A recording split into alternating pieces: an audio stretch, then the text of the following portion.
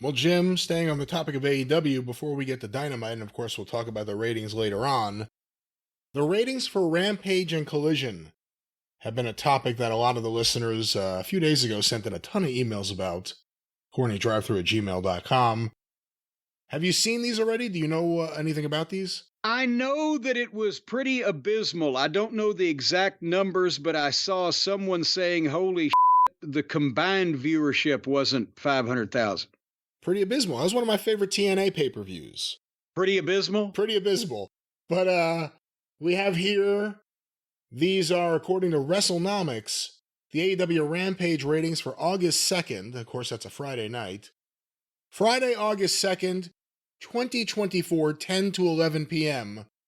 On average, AEW Rampage was watched by 209,000 viewers. That is the lowest number in Rampage history, including preemptions, and it is tied with 2 preemption episodes for the lowest in the key demo.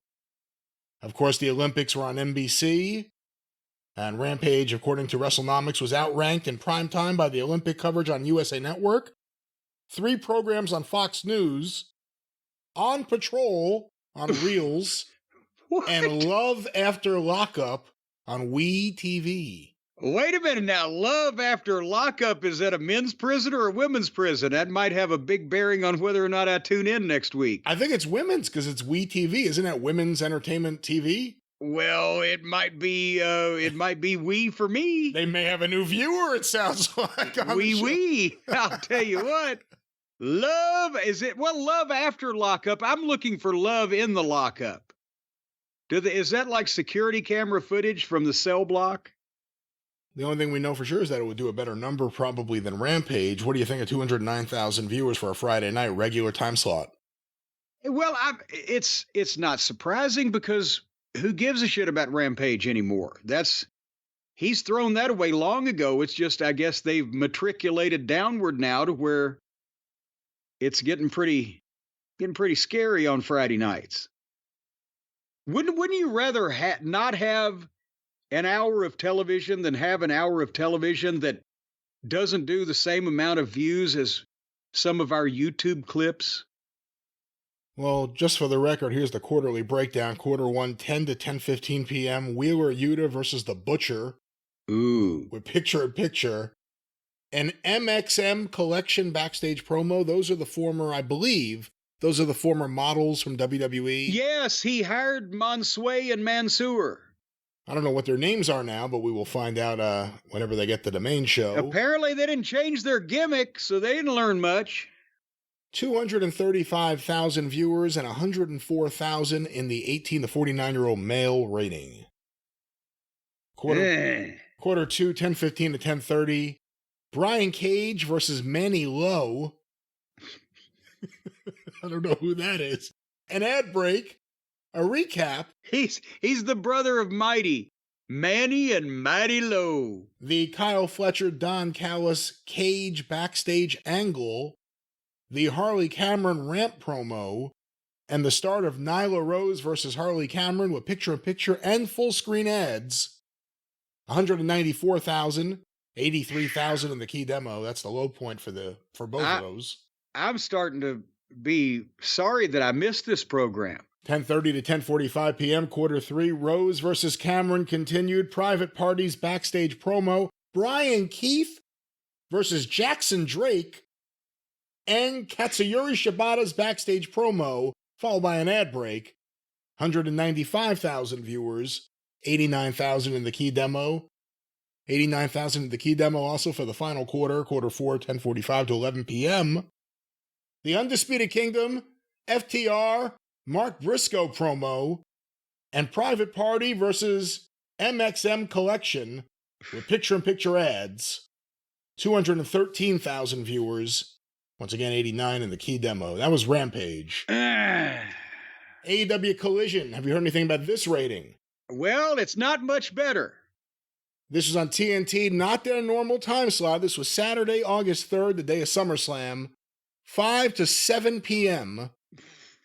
on TNT. So it wasn't technically against SummerSlam. It was the 2 hours prior to SummerSlam. On average, AEW Collision did 189,000 viewers. While preempted, this is the lowest number in the history of Collision. According to WrestleNomics, it ranked number 22 on all cable programs on Saturday. USA Network's coverage of the Olympics took 6 of the top 8 spots. Now, again, everyone's pointing to the Olympics. It is important to note Raw did not really have a big hit because of the Olympics. They probably had somewhat of a hit, but people who follow wrestling knew it's the pay-per-view. It's the Raw after a pay-per-view. Something's going to happen. The idea that something may happen causes you to tune in.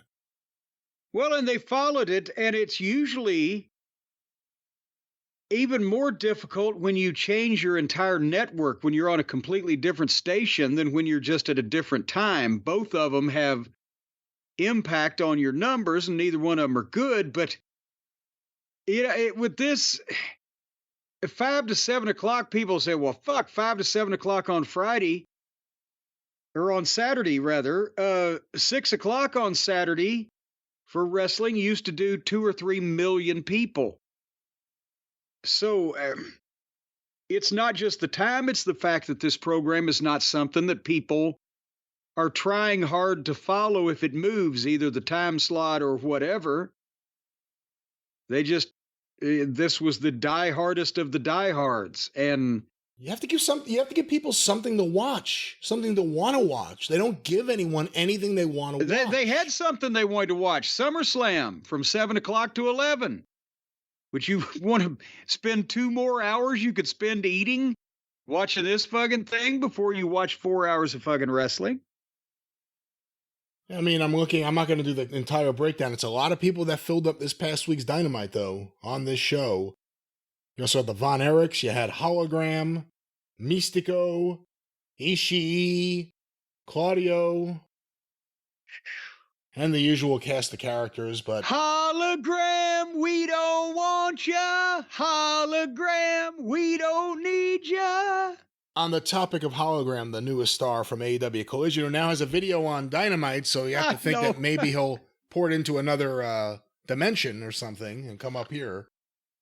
What are the chances that Hologram was one of the characters in Tony's online wrestling promotion that he booked for years? He had to come up with his own characters and book them.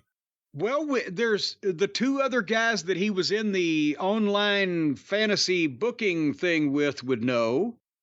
Who else would know? Because hasn't he admitted there was only 2 other people? I think 2 or 3, yeah. And they all thought he was a good booker.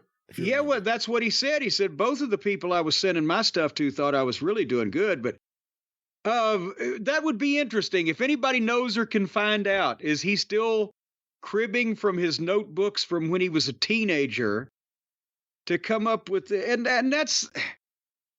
that's indicative of, again, where Tony Khan's head is at, and where a lot of these fucking indie-minded goofs over there that he's surrounded himself with think the wrestling business is at. He is getting drubbed in the ratings and in the house show attendances at a point in time where he's trying to attempt to paint his company as popular to the network to get the rights fees going on, and he's spending his time coming up with Hologram and doing videos for Hologram when Hologram ain't going to draw him any more money than a hole in the head. And the other company is giving him the Ortons and the Cenas and the goddamn Codys and the Gunthers and the Punks and the Drews and the just star.